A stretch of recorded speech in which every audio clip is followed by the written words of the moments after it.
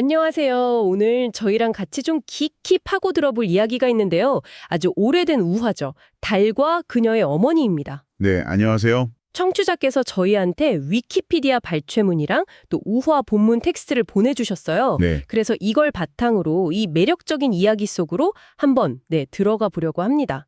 이번 시간에 저희 목표는요, 이게 겉보기엔 되게 단순해 보이잖아요. 근데 이 이야기의 진짜 뿌리가 어딘지, 또 어떤 다른 버전들이 있는지, 그리고 이게 시간이 흐르고 문화가 바뀌면서 어떻게 전혀 다른 교훈들이 나왔는지 그걸 좀 파헤쳐보는 겁니다. 그렇죠. 네, 그래서 바로 이 질문으로 시작해보면 어떨까 싶어요. 끊임없이 모습이 바뀌는 달한테 꼭 맞는 옷을 만들어줄 수 있을까요? 약간 수수께끼 같기도 하고요. 이게 오늘 저희 탐구의 출발점입니다. 그럼 바로 본론으로 들어가 볼까요? 네, 좋습니다. 우선 기본적인 줄거리부터 뭐랄까 간단히 짚고 넘어가죠. 달이 어머니한테 자꾸 졸라요. 자기한테 꼭 맞는 예쁜 옷 만들어 달라고요. 네, 근데 어머니는 좀 난감해하면서 대답하죠. 아니 네 모습이 어떨 땐 가느다란 초승달이었다가 또 어떨 땐 환한 보름달이고 그 중간일 때도 있는데 내가 어떻게 네 몸에 딱 맞는 옷을 지어주겠니? 뭐 이런 내용이잖아요. 네, 맞습니다. 플루타르코스가 기록한 버전이나 저희가 본 그 짧은 영어 텍스트나 핵심 내용은 딱 그거죠. 네. 이야기가 사실 고대 그리스까지 거슬러 올라가는데요. 흔히 이제 이솝 우화 모음집에 포함되기도 하거든요. 아 이솝우화요? 네. 근데 여기서 좀 재밌는 점은 이 이야기에 대한 가장 오래된 원원 기록은 사실 그리스 작가 플루타르코스의 저작에서 나온다는 겁니다. 아 그래요? 그럼 우리가 아는 그 이솝이 직접 지었다고 딱 말하기는 좀 애매한 거네요. 그렇죠. 약간 그런 구석이 있는 거죠. 네. 이솝우화는 워낙 유명해서 뭐 모르는 분이 없을 텐데 이 달과 그녀의 어머니 이야기는 상대적으로 좀 낯선 느낌이네요. 저도 사실 이번에 자료 보면서 이런 이야기가 있었나 했거든요. 맞아요. 저도 그랬어요. 청취자 여러분은 혹시 들어보신 적 있으신가요? 아마 처음 듣는데 하시는 분들이 꽤 계실 것 같아요. 네, 그럴 수 있죠.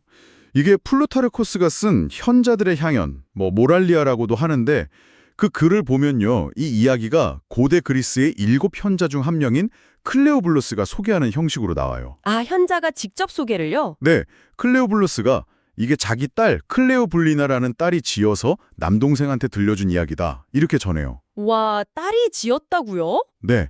그러니까 기록상으로만 보면 뭐랄까 이솝보다는 클레오블리나에게 저작권이 있는 셈이죠.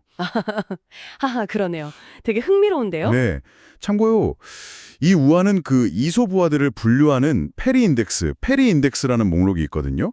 거기서 468번으로 등재되어 있습니다. 페리 인덱스요?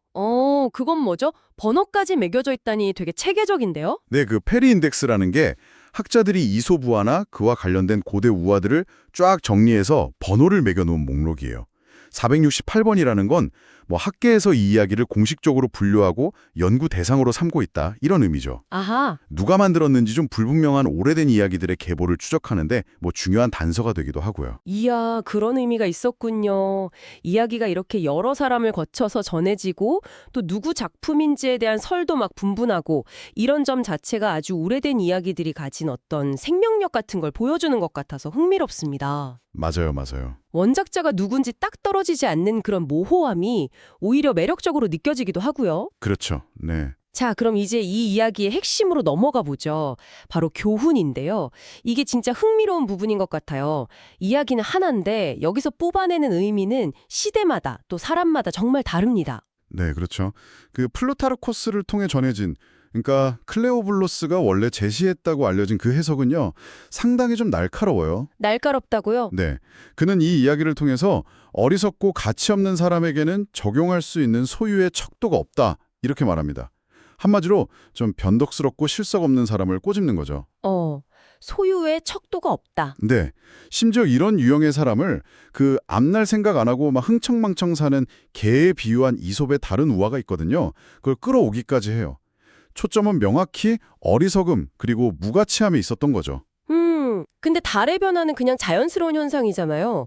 근데 이걸 단순히 어리석음이나 가치 없음으로 보는 건 약간 좀 박한 평가처럼 들리기도 하는데요. 왜 고대 그리스 사람들은 이걸 그렇게 좀 부정적으로 봤을까요? 아, 좋은 지적이세요. 아마도 당시 그리스 사회가 중요하게 생각했던 중용이라든가 일관성 같은 그런 덕목들하고 관련이 있을 수 있습니다. 아, 중용과 일관성. 네. 끊임없이 변하는 달의 모습이 좀 예측 불가능하고 불안정하게 보였을 수 있었고요. 이걸 절제 없이 변덕스러운 인간의 성향에 빗대서 좀 경계하고자 했을 가능성이 있죠. 플루타르코스가 인용한 그 흥청망청 사는 개 비유도 약간 그런 맥락에서 이해할 수 있고요. 그렇군요. 그 시대의 가치관이 반영된 해석이었네요. 근데 이게 끝이 아니죠. 시간이 훨씬 흘러서 17세기 영국으로 가면 해석이 또 확 달라진다면서요? 맞습니다. 1692년에 로저 레스트레인지 경이라는 분이 달이 새가온을 간청하다. 뭐 이런 제목으로 이 우화를 소개했는데 이분은 전혀 다른 결론을 내렸어요. 어떤 결론이었는데요? 레스트레인지는 이 우화를 인간의 본성, 특히 욕망에 초점을 맞춰서 해석했어요. 그는 이게 가질 수 없는 것을 끊임없이 갈망하는 많은 사람들의 기질을 보여주는 이야기다. 이렇게 봤죠. 와, 욕망이요. 네. 그래서 그의 결론은 뭐였냐면 변덕스러운 마음에는 잴 수 있는 척도가 없다는 것이었습니다. 클레어 블루스가 말했던 어리석음이나 소유의 문제에서 이제 좀 더 보편적인 인간 내면의 변덕이나 끝없는 욕망이라는 주제로 교훈의 무게중심이 옮겨간 거죠. 와, 이건 진짜 큰 변화네요. 고대 그리스의 어떤 도덕적인 교훈에서 근세 영국의 인간 본성에 대한 통찰로 넘어간 거네요. 네, 그렇죠. 혹시 그 당시 사회 분위기랑 관련이 있을까요? 뭐 개인의 욕망이나 내면에 대한 관심 같은 게 좀 커지던 시기였나요? 충분히 그렇게 생각해 볼 수 있습니다. 17세기가 이제 개인주의 사상이 좀 삭트고 인간 내면에 대한 탐구가 활발해지던 시기이기도 하니까요. 레스트레인지의 해석은 그런 시대적인 분위기를 반영했을 수도 있죠. 아하. 물론 이건 뭐 저희의 추측이지만 우화의 해석이라는 게 시대 정신과 무관하지 않다는 점을 보여주는 되게 흥미로운 사례라고 생각해요. 그러게요. 정말 흥미롭네요. 더 시대를 건너뛰어서 20세기 초반 1930년에 노라 프라이라는 분이 엮은 이솝 우화집에서는 교훈이 한층 더 간결해진다고요? 네, 그냥 딱 잘라서 변덕스러운 사람은 쉽게 만족하지 못한다. 이렇게 말합니다. 레스트레인지 해석하고 비슷하긴 한데 훨씬 더 직설적이고 뭐랄까 좀 더 현대적인 느낌이죠. 그렇죠. 딱 와닿네요.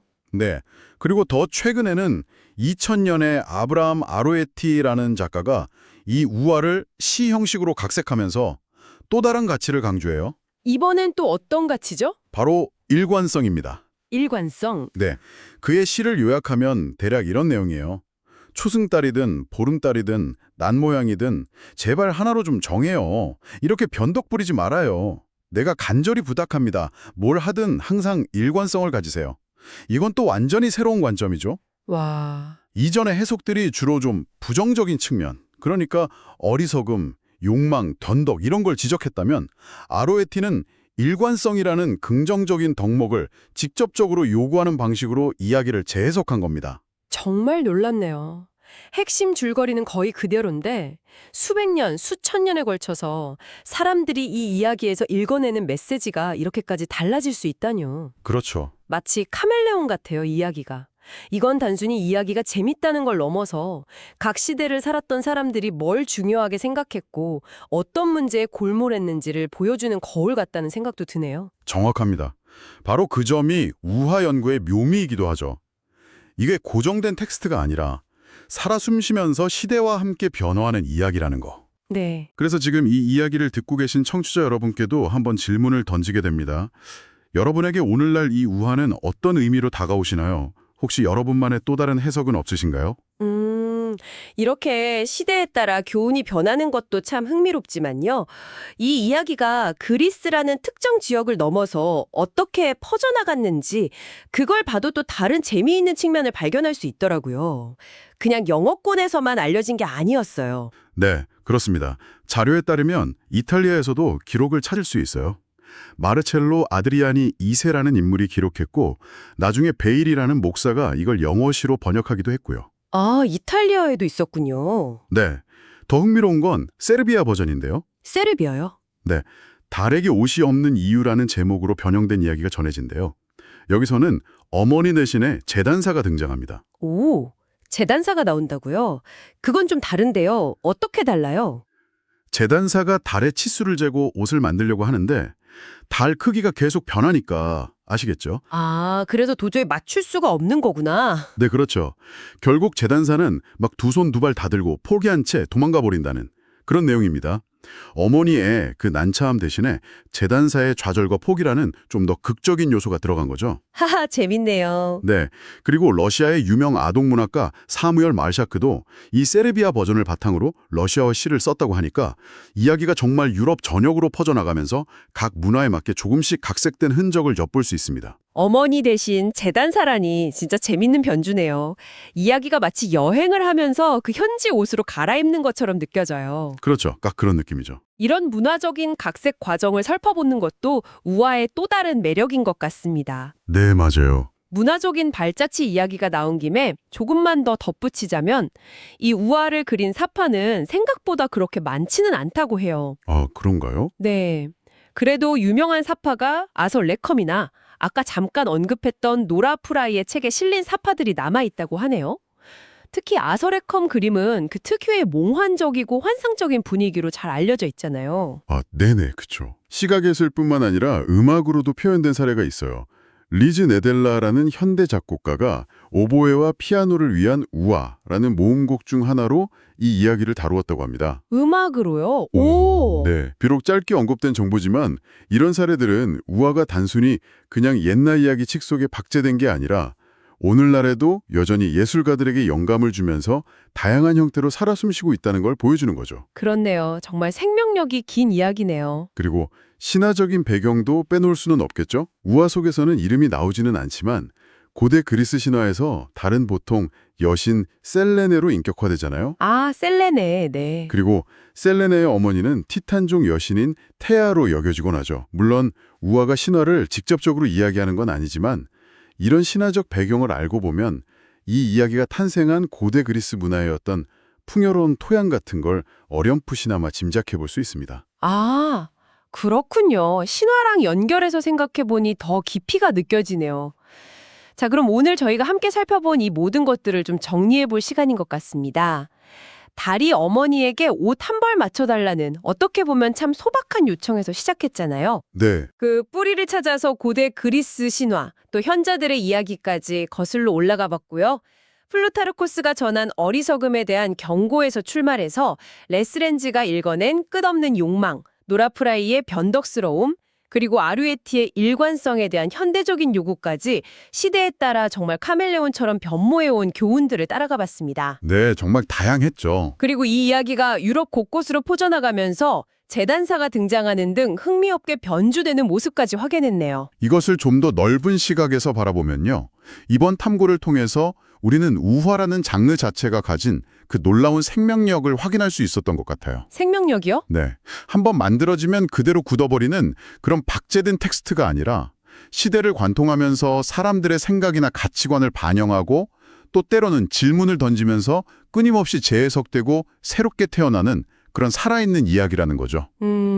그래서 표면적인 줄거리만 읽는 거랑 그 이야기가 전해져온 맥락, 그리고 각 시대 해석자들의 의도까지 함께 읽으려고 할 때 전혀 다른 깊이를 느낄 수 있는 것 같습니다. 정말 오랜 세월 동안 같은 이야기가 이렇게 다르게 읽히고 쓰였다는 거군요. 네, 마치 우리 사회와 인간의 변화하는 모습을 비추는 작은 거울처럼 말이죠. 그리고 이 우화가 던지는 근본적인 질문, 그러니까 끊임없이 변화하는 대상의 요구를 어떻게 만족시킬 것인가 하는 문제는 시대를 초월해서 우리 모두가 공감할 수 있는 인간적인 딜레마를 건드리고 있는 것 같아요. 아, 그러네요. 어머니의 그 난처함은 어쩌면 변화무쌍한 세상 속에서 우리가 끊임없이 마주하는 도전과 닮아 있을지도 모르겠습니다. 네, 저희는 오늘 일관성 부족, 어리석음, 만족할 줄 모르는 욕망, 그리고 일관성의 중요성 등등 다양한 해석의 렌즈로 이 우화를 들여봤습니다. 청취자 여러분께서는 어떤 해석에 가장 마음이 끌리시나요? 아니면 혹시 이 이야기에서 또 다른 의미를 발견하셨을지도 모르겠네요. 네, 궁금하네요. 마지막으로 이런 도발적인 생각을 한번 던져볼까 합니다. 지금까지 저희는 주로 달이 변화무쌍하다는 점에 초청을 맞춰서 어머니가 옷을 만들어주기 어려운 이유를 이야기했잖아요. 네, 그렇죠.